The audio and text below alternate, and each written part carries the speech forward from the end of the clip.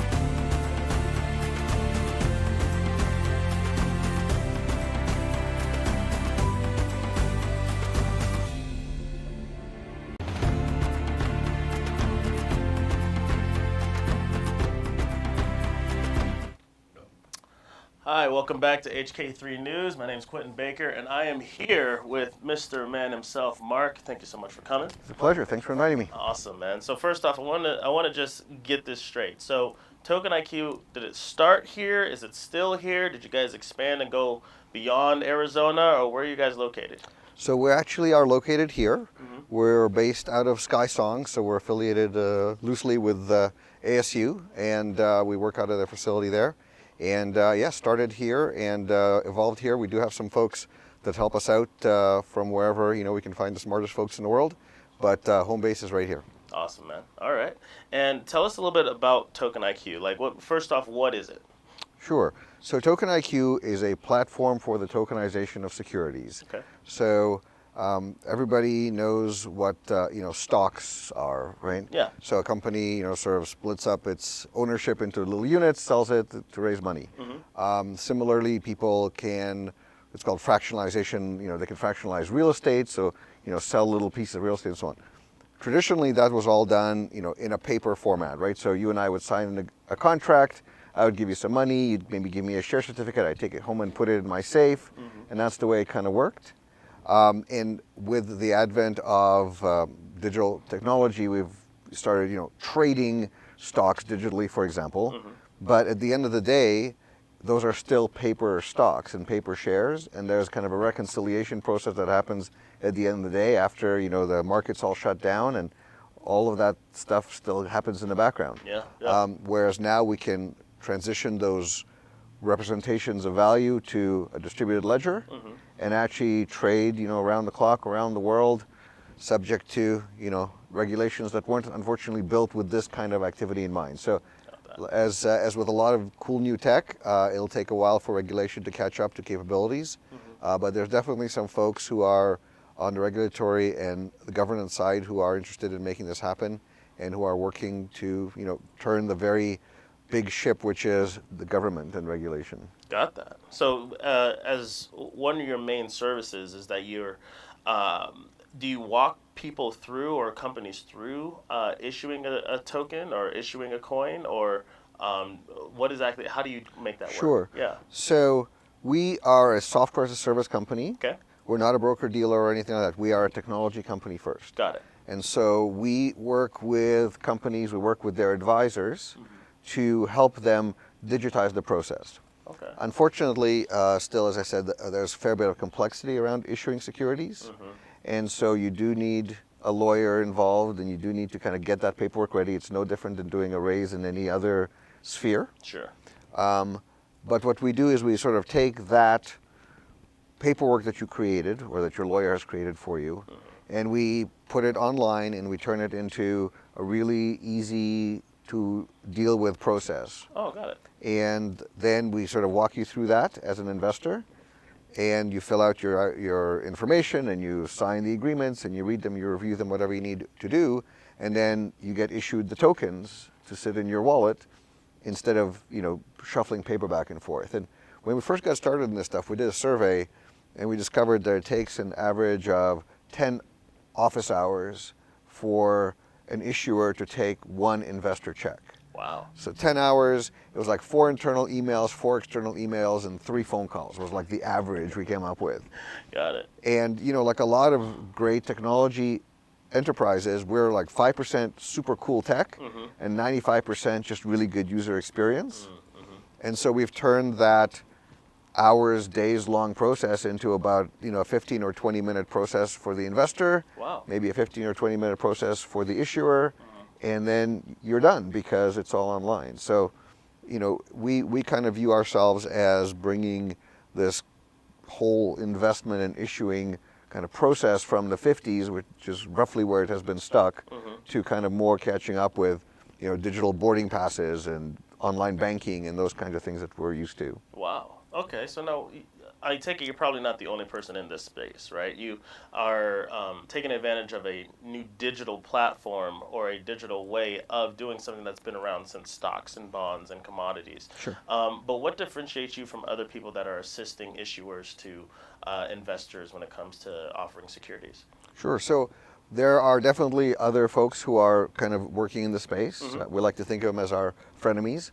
There's the polymaths and the harbors and the securitizers of the world who also have different approaches to solving kind of the same problem. Mm-hmm. The differentiator for me and for us is, when I first started looking at this space and looking at ICOs in particular, when they first started coming out, so late 16, early 17, Sure, yeah. I was looking at them going, well, these things look like securities to me. And at the time, you may recall, people were just kind of trying to pretend they weren't. Yeah. And they were something else. Mm-hmm. And so I was looking at these things saying, okay, I believe that they are securities. And so when the world comes around to understanding that, what capabilities will tokens need to have?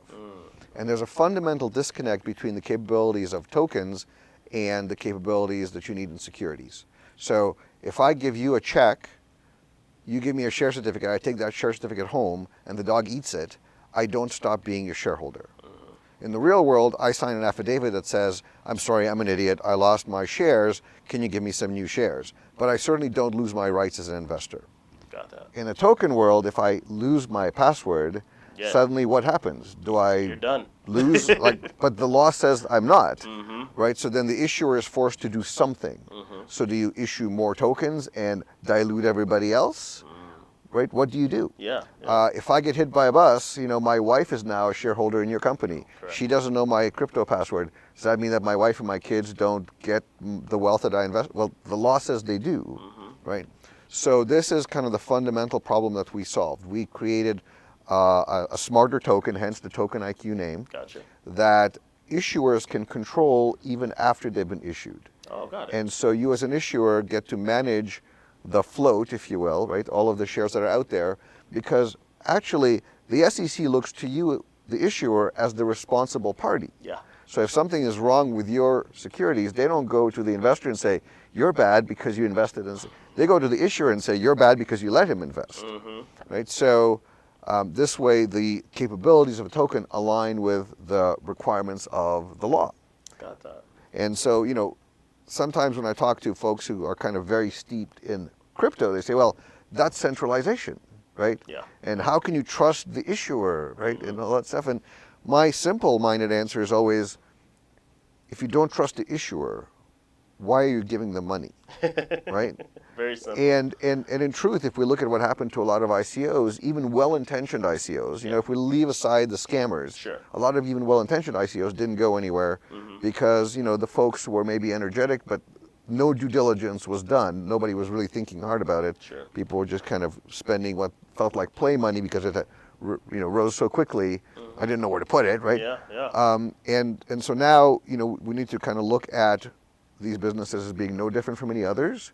This is an investment mode, but it's really just the same investment process. Gotcha. So we're optimizing the process, we're making it easier, we're making it cheaper, we're making it faster to transact, we're expanding the universe of potential investors, but we're not changing the fundamental rules under which investment operates in this country and in other jurisdictions until the laws catch up. Gotcha. So you're making that process between the issuer and the investor just a lot more streamlined, Absolutely. as well as making sure that that it actually can become a common process, much like anything else any technology that we have out now, where you can actually just expect it, right? It's just common. Right. Now, when it comes to the commonality of things, what do you see that is going to be coming out that is going to be maybe a common security that on a digital way is going to make a difference? What are some STOs that are coming out, or what use cases do you see that really this process, whether using your company or some other companies, is perfect for? So the first deals, a lot of the first deals that we're seeing are real estate deals.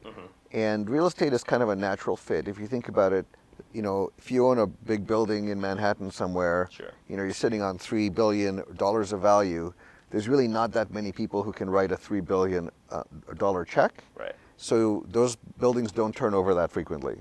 But you own it, you want to extract some value out of that building. What do? You fractionalize it, right? You tokenize it and you sell pieces of that building, and people can now trade that building as a market, and perhaps in response to the ebbs and flows of real estate prices, perhaps in response to the actual operational profit of that building, depending on how you structure the security. But real estate really seems to be a great early market for tokenization, in part because it's an asset that people really understand. You know, it's very simple. It's not like a high-tech Sure. company like mine going out to raise money, and you got to explain why, and you got to explain how, and you got to also trust that I will actually still be in business in 2 years and all that stuff. Real estate, we all kind of have a real sense for how the value of real estate appreciates over time. And so it takes that risk out of the equation, so you can focus a little bit more on the creativity of maybe the distribution of the security. Okay. So it's a great place to start. In fact, the first customer we announced is a company called Oxygen Hospitality. They were doing a $10 million note to purchase and rebuild a hotel in Palm Springs. Wow. Okay. And so, you know, that's kind of a no-brainer, right? Like, everybody understands what that is. And this way they can kind of get the word out a little bit more quickly, get the transactions flowing a little bit more easily. But, you know, there's not a lot of brain surgery involved. Yeah.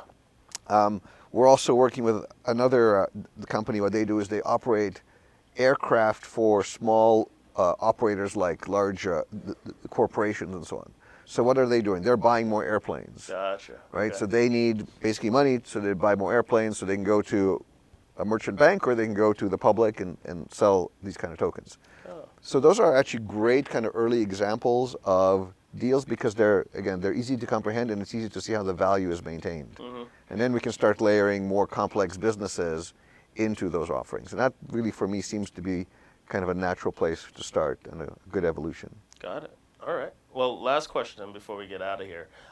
What has been the funnest part of this entire process? I think you've been around for maybe 2-3 years now, and you know there's just been a lot of waves when it comes to blockchain overall.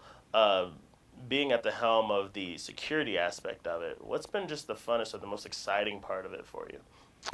Well, you know, I'm one of these crazy serial technology entrepreneurs. I sold my first piece of software when I was 10 years old, and university was 6 of the happiest months of my life because I entered college with 25 employees and stuff. So I built and sold a bunch of companies over the years. Sure. So I love that kind of buzz and the energy of inventing stuff and you know writing patents and so on. Like almost nothing since the kind of explosion of the internet. Kind of the dot-com era, there has been this amazing energy around crypto, so it's just been fun to be around. But unlike the dot-com, I get to enjoy this from maybe a little bit more mature perspective, having kind of seen it come and go. Yeah. And so I love being able to kind of look at this business as a business and see the opportunities, but then still go geek out, you know, invent this cool tech that enables it, and now build this company around it. So for me, that's been the most fun. You know, I think it has been also a little bit of an education to see just how prepared folks are to skirt and avoid the kind of the rules and the expectations of society around this stuff. Sure. And you know, I kind of find myself carrying the mantle of, you know, let's think about the implications a lot of the time when I talk to people. Yeah. So that's kind of, you know, fulfills my need to be a dad, I guess, or something. Wow. Well, you know, Mark, thank you so much for coming out here. Is there anything this year that we should be keeping an eye on when it comes to Token IQ? Yep. So we actually, you know, eating our own dog food. We've just launched our own STO. It is a Reg D offering, so it is, of course, for accredited investors only. Sure, sure. We are hoping to be one of the first to actually pull off a fully public offering, but that's, you know, at least 6 to 9 months away at best case. Yeah. You know, but if folks are interested and they are accredited, we are of course happy to speak with them. And otherwise, we're definitely interested in working with issuers, but more importantly, working with folks who work with issuers. So because we are a software as a service platform, we actually aren't out there trying to find every individual company.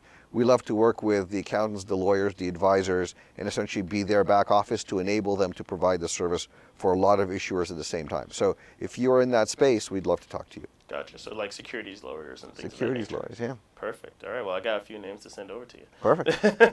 Mark, thank you so much for coming, man. Thanks for having me. Definitely. And next up will be Kyle and Mr. Mike Jones to talk about the upcoming, one of the biggest entrepreneurial events here in Arizona, the PHX Startup Week.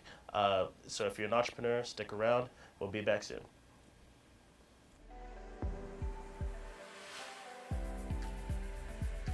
Hey everybody, we are Adora Creative, and we are excited to talk to you because we love to tell stories. and we love to talk to you about your story.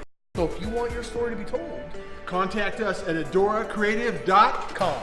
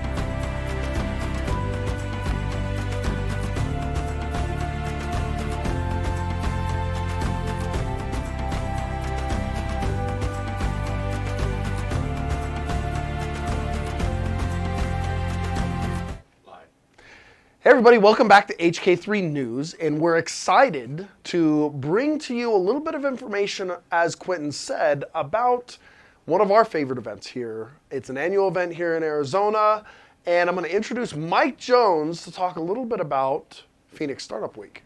Mike, so what are we doing here? And Yeah. when is it happening? Yeah, so Phoenix Startup Week is nearly here, March 4th through the 9th. So that's like 10 days away. It's close. It's very close. It's like upon us. It is upon It's us. like looming like a large cloud. Mike, you've About been to doing drop this. some real You've been rain. talking about this a little bit. I've been talking about it a little bit for a while now. For a little while So, now. Yeah, so I'm one of the co-chairs for the event this year. Kate Rogers and I are leading it. We've got a team of about 30 that have been working really hard for the last like 6-8 months to put this event together. Like you mentioned, it's the largest entrepreneurial event in Arizona. And we're expecting about 2,500 people to show up from across the valley. Entrepreneurs of every stripe. One of our key initiatives this year is really to showcase the diversity of our city and the entrepreneurs that find their home here. So we've got over 150 speakers, most of them local. 90% of our speakers are based here locally. A lot of them are founders or entrepreneurs of all sorts of stripes. Some of them are service providers who have deep knowledge within a certain area. Yeah, we've just got a ton of great content over 6 full days. So this is something that, from a community standpoint, is pretty fantastic. And we've been doing, how many years is this now? This will be the 5th year. So we've been doing it 5 years now, which I'm really excited about, that this gets to be our kind of 5th year. It's like that. We're almost that really we're cool kind of year. mature a little Yeah, bit. yeah. You know, about to enter elementary school. So Right? this is great. So with Startup Week, we Yeah. have different things that happen throughout the week. We have different locations. Yep. So what are some of the locations? Run us through what the Yep. week is going to look like. Yep. So March 4th and 5th, Monday and Tuesday, we're going to be at Mesa Arts Center in downtown Mesa. Really cool spot for us to be hosting from. We got some really cool verticals those 2 days, including blockchain. I believe We love blockchain around here. Yep, we do. Love blockchain. Lots of blockchain on Monday. There's some other really cool tracks going on Monday and Tuesday over at Mesa Arts Center. Really cool happy hour on Monday night, right there on campus at Mesa Arts Center. And then Tuesday, great happy hour in Scottsdale at Ideas Collide. They're going to be hosting a great happy hour there for our attendees. And then we'll be switching over to Phoenix, and we'll be at a new tech makerspace called Scaled Sandbox. It's just opening. In fact, we're part of their launch on Wednesday and Thursday, the 6th and 7th of March. Really cool place, really kind of cool, funky, warehousey vibe, which will be fun. We'll have a lot of great content there, and then we'll be back in the East Valley in Gilbert at Park University in downtown Gilbert for Friday and Saturday. Happy hours all the nights of that week. So if you're looking to connect, see people outside of just all the great content, there's lots of opportunity to do that. You know, sometimes, you know, people can't make it out during the day. Yep. But there's still value if you get Exactly. out during the evenings. Yep. You know, get out, make connections. It's a great place for you to find like-minded individuals.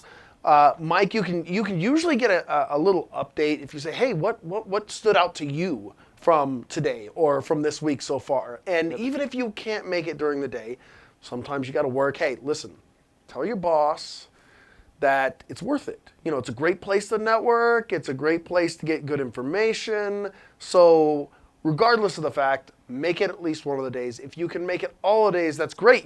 There's actually an entire week pass, right, Mike? Yeah, so you can get a 2-day pass to one of the venues. So if there's like some really hot topics you really want to just dive deep into for just a couple days, you can do that. Or you can get a full week pass, and that gets you access to everything throughout the whole week, including all the happy hours. Lunch is included every single day. So make use of that pass. It's only $65.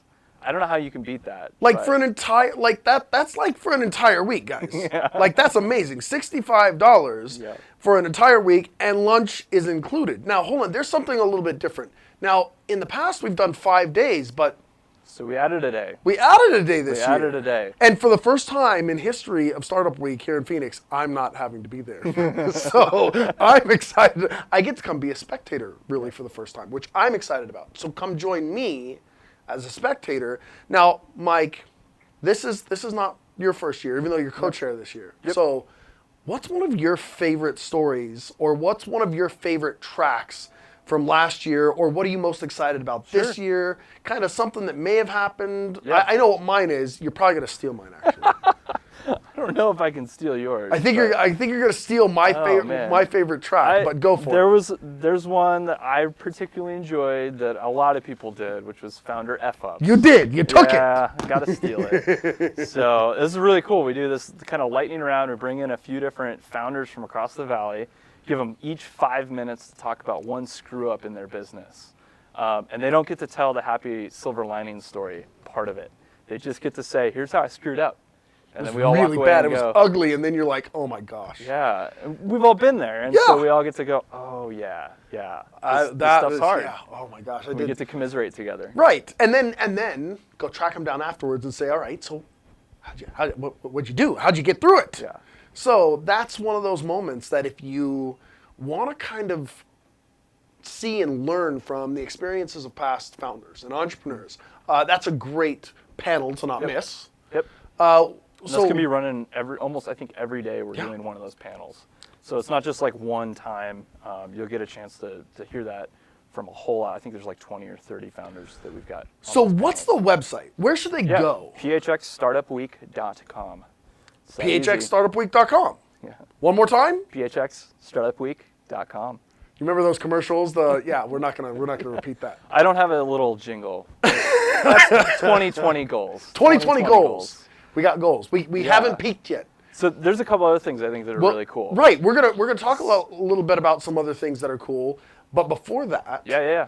what's story from past startup weeks, or something that either happened, or it's either funny, or wow, that was amazing. What's your best startup week memory? Best. I wouldn't put it in the category of maybe best, but I think one of my favorite humorous moments was we had a volunteer last year who was helping us, and it takes, I think, like 100. We've got slotted 150 volunteers this year to help us put it on. You know how much work that is. I know, goodness. But man, like if we don't have volunteers, our volunteers are amazing. But we had one last year. His name's Forbes. He's actually leading our volunteer team this year, and we found out about halfway through the event that he is a stand-up comedian on the side.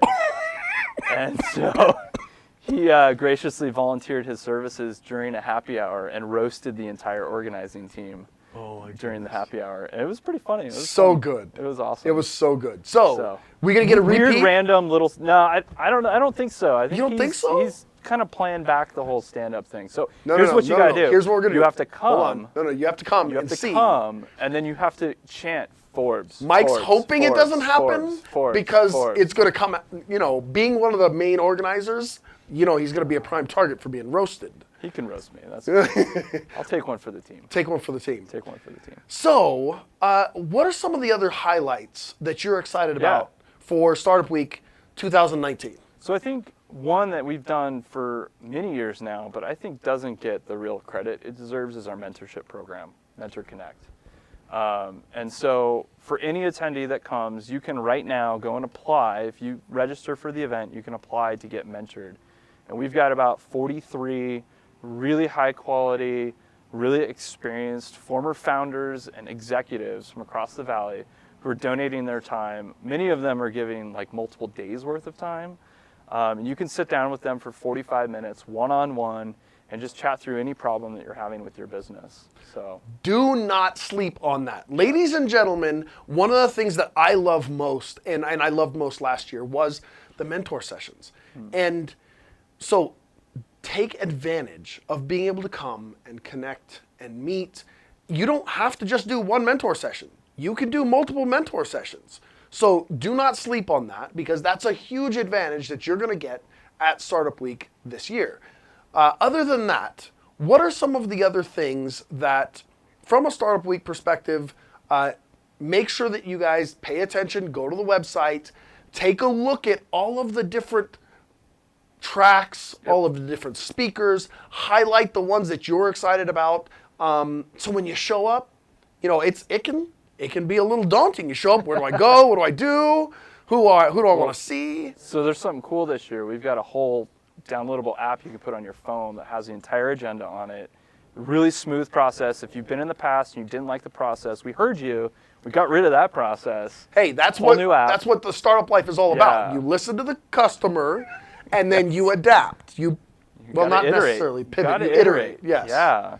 So this is really cool. It's a very cool app that we've got this year. It makes you can get on there right now. Get registered, get on. You can start checking off all the things you want to do. Maybe if you want to switch it up a little bit, talk to your friends. You can even chat within the app with all the other attendees. That's awesome. So you can actually connect with people. You don't feel that pressure like, oh, I got to meet everybody.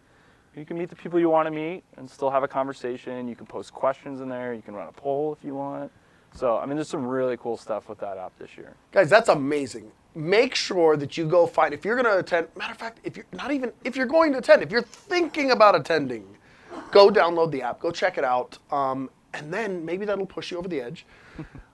There's one other thing that we've got to do, because we have an amazing community. So we have some amazing sponsors for Startup Week, right? We do. We So really Mike, do. who's really helping Startup Week be a thing this year? Well, we've got over 30 sponsors this year. Oh my and gosh. We don't have time to name them all, but I can name some of them. But phxstartupweek.com. You can go to the website. You can look at all of them. There's a nice big wall of logos that you can check out. I'd encourage you to click through, see what they're doing. Go show them the love. There's some really cool companies and organizations. So we've got, one I'm really excited about, we got Homey, who's a really cool SaaS product for people who want to buy and sell homes without a real estate agent. Yeah. That's So rough. all the town. real estate association people, sorry, but they've been a great sponsor for us this year. We've got Hool Curry Law, who always, every year, supports us so well. Michael. Yep, Michael does a We great love you. job. We love you, Michael. Yeah. We've got Greater Phoenix Economic Council, who's been a great supporter of ours, Arizona Commerce Authority, and some newbies. We got Max 6, who's supporting us this year. Kyle over at Kyle. yeah, Kyle. Yes, love Kyle. And then really cool print sponsors covering our printing this year for all of our signage, helping everybody know where to go and how to get to where they need to go. Who's that? That's Artisan Color out of Scottsdale. So thank you, Artisan, for helping us out this year. So we love all of you amazing companies that really put forth the effort to connect and sponsor and work with these amazing volunteers. Really, Mike. Yep. It's an all-volunteer team. Guys, this is, And Mike, how many hours do you think you've put in so far for Phoenix Startup Week? I don't know if I could count. I was trying to figure that out earlier today. I was trying to do a rough tally for the whole team, and we're probably easily at thousands of hours plugged in from this whole team. It is, by this point in the year, this is like a second job for everybody. So you've got 30 people from our community who are investing, 20 to 40 hours a week to make this happen. And it's a huge lift. Any shout outs you want to do? Throw out some love, Mike. If I throw out love to one, I got to throw out love to all of them. What I'd encourage you to go to the website. There's an about page. The entire team is listed on there. There we go. Go check them out. Go connect with them on LinkedIn. That would be a huge, I think, win for any one of our team members. If you see them on Twitter, and certainly if you see them at Startup Week, walk up, shake their hand, and say thank you. They'll have special shirts on. You guys will know who a volunteer is. You'll see us. So come to Phoenix Startup Week. Come to Phoenix Startup Week. So, Mike, thanks for coming on the show today. We're going to get this out. We're going to publish this out so that people know about such an awesome event so that you can go out and get not only the community support, but some of the education, the encouragement, the mentorship, and that you need to go out and take your dreams out into the world, because we don't know. Maybe you have the next great idea that's going to help make our life easier. So, Mike, thank you so much for all the work that you've done. Thank you for the work that you do in our community. Also, hey, go check out Resound Media, because I'm gonna plug Mr. Red Shoes. I want to pull his shoes up. There we go. Get a shoe up there. See the red shoes. The red shoes. Yeah. So if you see it, brand, man. Right. If you're looking in the crowd and you want to dip down and find the red shoes, that's where Mike is going to be. Mike, thank you so much for all you do in our community. Yes. We appreciate it. Phoenix Startup Week is such an essential part of our growth and our development, and to keep the momentum that we're building here in Phoenix. Now, I will say, if you are somewhere outside of Phoenix watching this, there's a good chance there's a Startup Week near you. Mm-hmm. So just take a second to look up Startup Week in general and see if a Startup Week pops up near you, because whether it's here in Phoenix, and if you're not in Phoenix and you want to come in, if you're even close to Phoenix, you can always come in. And I promise it will be valuable. But if there's one close to you, take the time, because the entrepreneurial life is difficult. Yeah, we got to do it together. It's hard to do by yourself. So take the time. Jump out of your comfort zone if you're not necessarily, used to going out into big social events. If you are, you're going to love it. Yep, you'll love it. If you love social events. If you want to sit back, get some really good content. Yeah. Take a couple minutes here and there, turn to the person next to you, introduce yourself, do a little one-on-one, it's a little more comfortable. Don't be shy. You don't have to be in a big crowd, right? That's what's so, I think, great about this event, is you can kind of pick and choose what you want to invest in and what level, but I totally agree. I think the connections you're going to be able to make at this event, I can't tell you how many people call it their Christmas for startups. No question. No question. So make connections, tell your story, hear someone else's story, get encouraged, get fired up for the next 12 months of pushing on your idea. Guys, support. That's in the entrepreneurial game. It's hard enough when everything works like perfectly. It's still hard. Yeah. So don't miss this opportunity. Get to Phoenix Startup Week. Show some love. Go online right now. I want you to, matter of fact, not only do we want you to share, comment, like, subscribe here at HK3 News, but we want you to go find Phoenix Startup Week online. The website will have share buttons. You can go find them online at multiple different locations. We'll post them in the comments below. Go show some love for Phoenix Startup Week. Get that out there, because the more people we have, the stronger we are together. Amen. So, Mike, again, thanks for being on. Yeah, we're excited to see you at Phoenix Startup Week. March 4th through the 9th. March 4th through the 9th. Do a little finger math. I did. I took a sec. I had to take a second to do the math. Listen, I didn't. I kept it on two hands. So we really appreciate it. Have a great day, everybody.